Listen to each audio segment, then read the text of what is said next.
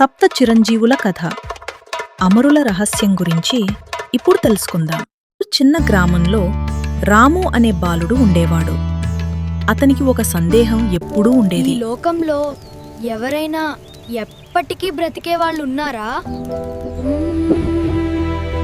ఆ సందేహంతో గుడి వద్ద ఉన్న స్వామీజీని అడిగి తెలుసుకుందామని గుడి వద్దకు బయలుదేరాడు. గుడి వద్ద స్వామీజీని కలిసి స్వామీజీతో ఇలా అన్నాడు. స్వామి, ఈ లోకంలో ఎవరైనా ఎప్పటికీ బ్రతికే వాళ్ళు ఉన్నారా? ఉన్నారు బాబు.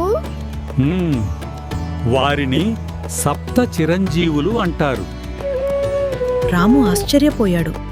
ఎవరు వాళ్ళు తాతయ్య? సాధువు కథ ప్రారంభించాడు.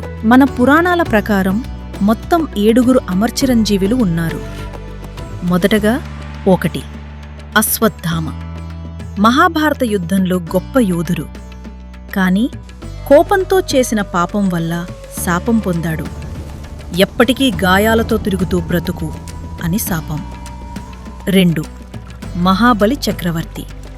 దానశూరుడు, మహారాజు. వామనుడికి తన రాజ్యాన్ని ఇచ్చాడు. అతని భక్తి వల్ల అతని ఇంకా జీవిస్తున్నాడని నమ్మకం.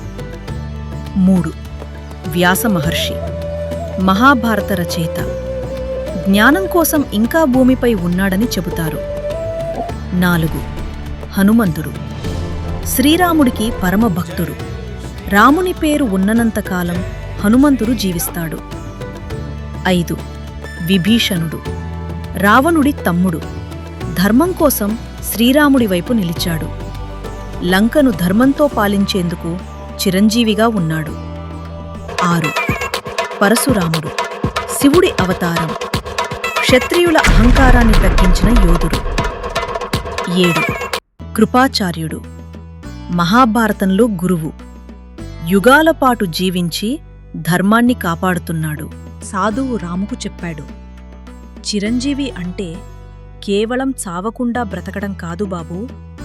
ధర్మ, భక్తి, జ్ఞానం కోసం జీవించిన వాళ్ళు ఎప్పటికీ చరిత్రలో సజీవంగా ఉంటారు. రాము ఆ రోజు ఒక గొప్ప విషయం తెలుసుకున్నాడు. నువ్వు కూడా మంచి పనులు చేస్తే నువ్వు కూడా చిరంజీవివే. పార్ట్ 2లో ఈ 7 ఎలా చిరంజీవులయ్యారు అని తెలుసుకుందాం. ఈ కథ మీకు నచ్చితే ఇప్పుడే ఈ వీడియోని లైక్ చేసి షేర్ చేసి Telangana sisters AI stories channel ని సబ్స్క్రైబ్ చేయండి. ధన్యవాదములు.